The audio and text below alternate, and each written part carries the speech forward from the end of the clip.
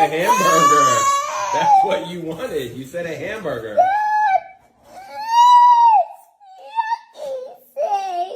Wait, what did you want? I wanted a hamburger, not just two things on a hamburger. That's not even how you make a hamburger. I don't know what you're saying, Max. That Wait, is what's a hamburger. hamburger to you? It's a hamburger. You put tomatoes and stuff on it. Why don't you try it?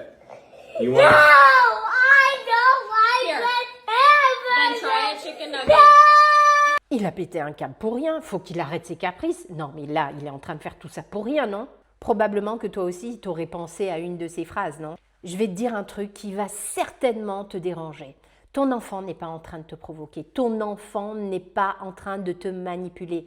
Ton enfant est en train de se noyer sous tes yeux. Et toi, tu es en train de lui demander d'apprendre à nager pendant qu'il est en train de couler. Quand un enfant fait ce qu'on appelle un caprice, voilà ce qui se passe dans son corps. Son cœur est en train de s'emballer, donc le cortisol va venir inonder tout son cerveau. Donc qu'est-ce qu'il va faire derrière? Il va lutter, ou il va fuir, ou il va se figer. Je te rappelle qu'à ce moment-là, la zone de son cerveau qui résonne est physiquement hors ligne, donc ça sert à rien. Et d'ailleurs, elle ne sera mature qu'à l'âge de 25 ans, voire après. Donc, lui demander de se calmer, c'est comme demander à quelqu'un qui est en train de se noyer de calculer sa respiration. Impossible.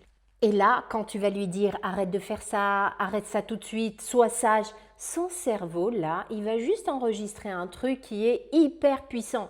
Il va juste se familiariser avec ce genre de phrase pour comprendre qu'il va pouvoir répéter. Et ces crises-là, elles vont devenir beaucoup plus fréquentes, beaucoup plus intenses, et toi, tu vas te mettre dedans. Parce que le cortisol abîme l'hippocampe, le cortex préfrontal, tout ce qui est de la zone de la mémoire, de l'apprentissage, du contrôle de soi. Et son corps va enregistrer malheureusement « je suis aimé que quand je suis calme ». Résultat, tu as construit un attachement insécure. Alors tu vas me dire, mais comment faire, Akima? Et c'est la bonne question, parce que la vérité, tu ne peux pas accueillir chez ton enfant ce que toi-même, on t'a pas autorisé d'accueillir chez toi, enfant. C'est ça une boucle générationnelle et c'est ce qu'on doit briser. La corégulation, c'est le gilet de sauvetage. Et ta présence calme, c'est l'oxygène de son cerveau.